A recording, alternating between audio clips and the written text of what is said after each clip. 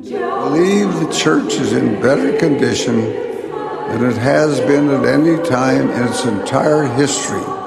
My beloved brethren and sisters, welcome to Once Upon a Mormon, another testament of religious abuse. So many have been hurt. Persecutions may rage, mobs may combine. Whom shall we go? Sown in corruption. We need you. Never again. Ladies and gentlemen, welcome back to another episode of Once Upon a Mormon. My name is Brother Hiram, and today I am joined with Sister May and also Sister Donna, as usual. Say hello, ladies. Hello. How are we all? Well, I'll take that as a good. So everyone say yes. That's it. Everybody say Jesus. Well, today it's a rainy day where we are, so we're recording another sort of family home evening episode today. We just want to have a little chit chat about things that are going on and talk a little bit about, I guess, our shelf items and what broke our shelf. Now, today is a very special day for myself.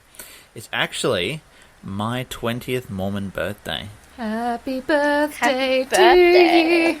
So 20 years ago on this day I was baptized, and in another recent development, today on my 20th birthday, as a birthday present to myself, I will also be submitting my resignation from the church. So a big step. Exciting. Yay! Congratulations. Thank you. So that's our news. What about you guys? Anything exciting and notable this week? I mean, I've just had most of the week off. It's my first week off in ages. I'm about to start a new job on Monday, so very, very excited for that. I was going to go camping this weekend, but it's raining cats and dogs, and I'm a bit worried about being flooded in, so I think I might give that a miss. But yeah, just been chilling out, enjoying the time off. What about you, Sister May? Yeah, I actually had a house inspection this morning, so my week has been spent madly cleaning up all the messes that my toddler makes, so been pretty busy. That's always fun. I've got a house inspection next week, so I'm going to have to do the same thing, but for a small dog. No. I'm sure that's so much easier to clean up after the toddler. Parents just don't understand how stressful it is to have a dog. Seriously. I know, right? We're just so insensitive. I'm a parent too, okay? My dog is my baby. Dear. Well, without further ado, though, let's jump into today's episode and today's family home evening.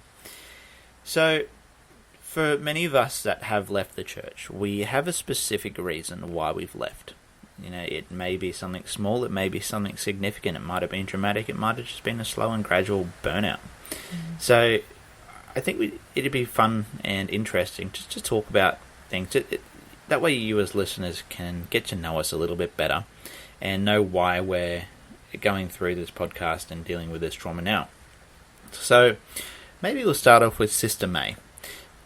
When you left the church, now, I guess what is it that broke your shelf? What was that shelf item that finally made you say, fuck this shit, I'm out? I guess, so when I stopped going to church, I kind of always had the thought, I might go back one day.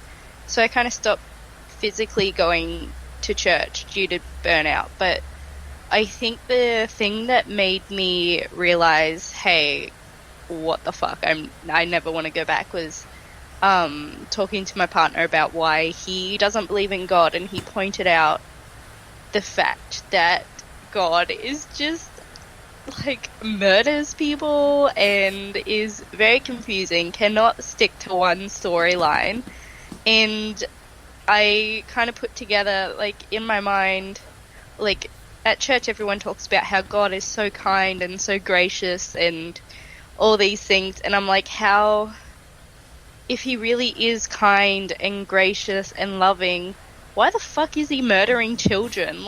That's not something a kind, gracious and loving person does. And it kind of made me think about a lot of the time whenever something was going wrong in my life, my parents would tell me, oh, this is God punishing you, and all this kind of thing, and basically just kind of lying to keep me fearful of going to hell so that I would behave. And that kind of that question, asking him why he doesn't believe in God, and his answer was kind of like an elastic band snapping closed, like just it all just kind of rushed, and I was like, holy shit, like I have been lied to, and this is not okay. I'm not okay with any of it.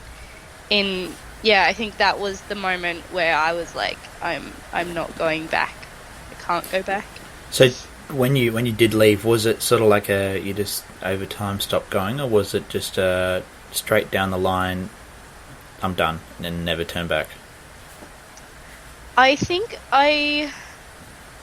from what I remember, I don't have a very good memory, so forgive me if there are holes, but I remember I think I'd had a bad week or something had gone wrong, and I was just really frustrated, and I went to my friend's house and she offered me a glass of alcohol, and I was like, you know what, fuck this shit. So I had alcohol. A wine a day keeps the doctor away, right? Yeah, exactly. And yeah, I had the alcohol, and I was just like, you know what, like this isn't for me. So like I went and what went wrong was I had marital sex, and I was like, fuck.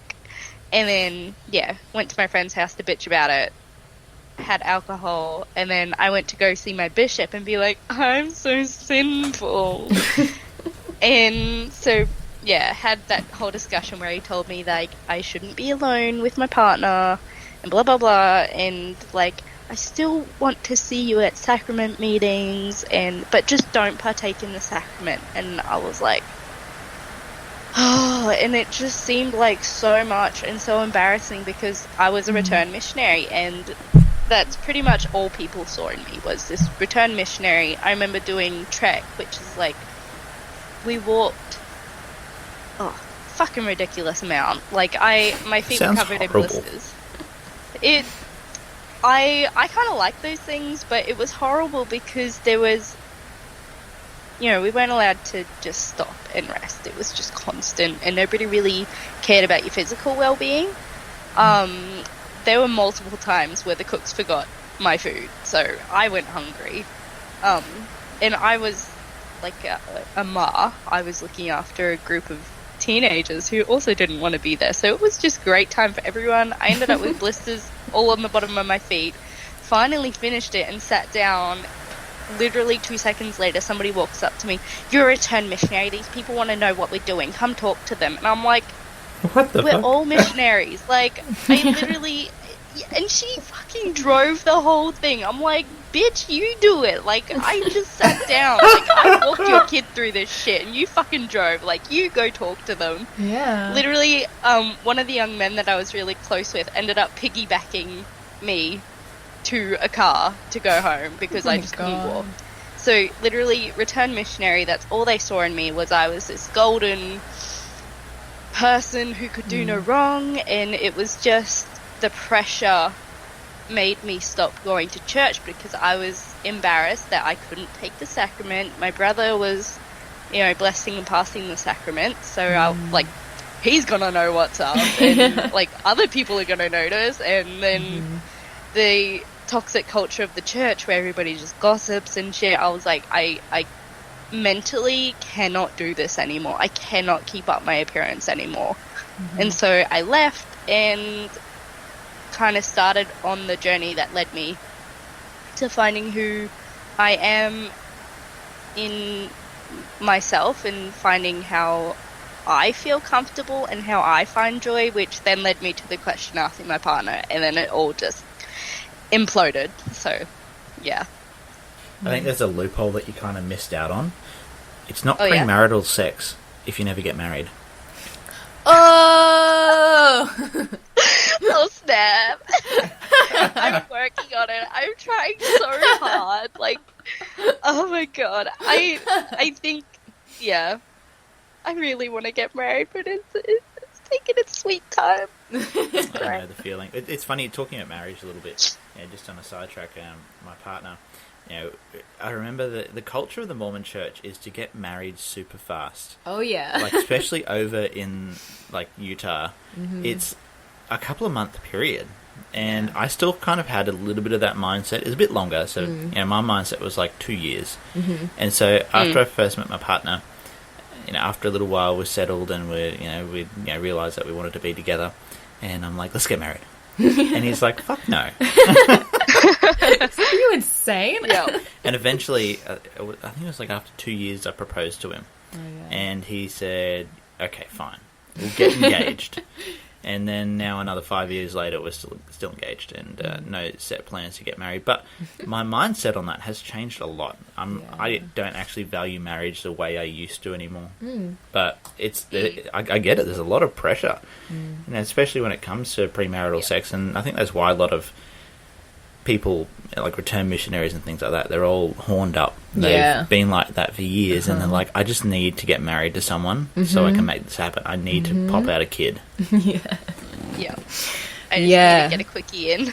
Can relate. Yeah, well, I married a return missionary, and I was very young. I think I was the first person that he'd properly dated.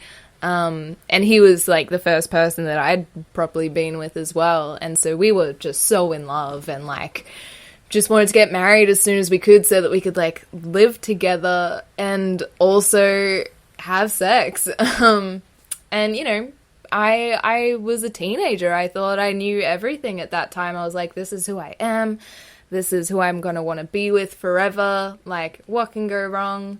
And now I'm 20. So stressed for you. Now I'm 24 and divorced. So, yay! Living life. Yeah. Living that Mormon life. Yep. So when you left the church, have you been back since? Not in a serious way, no. Like I said in the first episode, if my brother and sister-in-law are giving a talk, I'll go to help look after the kids to support them in their belief and what brings them happiness, but I never go in a serious manner. I go to support my family and show them my love that way, even though they don't do the same for me, so that's cool. It's never equal. Yeah. Yeah. Do you have like people, in the ward come up to you and they're like, "Oh, Sister May, we haven't seen you in so long. How are you doing? Do you want to come over for dinner? Like, this isn't a ploy to get you back or anything. We genuinely care about you, even though we never check in on you ever." Does any of that happen? No, I personally... Oh my god. I feel a little bit bad, but also very petty when I do this. I always make sure to wear, like, clothes that Mormons would seem scary. So I put my ear cuffs in, have, 3 earrings in, like, wear my witchy clothes, and literally people don't talk to me. They just avoid you. Literally. Bitch. Yeah. Yeah. You're like, she is definitely a heathen. Genuinely, yeah. Like, my genuine friends, they'll come up and talk to me because I know them and, we're good friends. I'm chill with them. They're chill with me. But, the people that I don't want talking to me don't talk to me. Yeah. But I do have one sister who's, oh my gosh, she is super lovely. Her daughter served in my home ward. And, so we got close there. She's super cool. And, so her mum now lives here. And she comes around, like, when my partner and my daughter had COVID, she brought us like lasagna and Panadol and like Powerade and was just like super supportive, and she's lovely. She bought me cake for my birthday. Nice. And I like her. She has invited me to some Relief Society things, but after I kept declining, she just stopped. You're just like, wait, free food? I'm there. There was like a fruit salad one, and she was like, oh yeah, the idea is that, like, we're all a little fruity, and I was like, honey, I don't think that means what you think that means. Yeah, that is definitely not the meaning you think it is. No, I was like, I'm fruity, but that, I was like, thank you, that was my favorite invitation back to a church activity so far.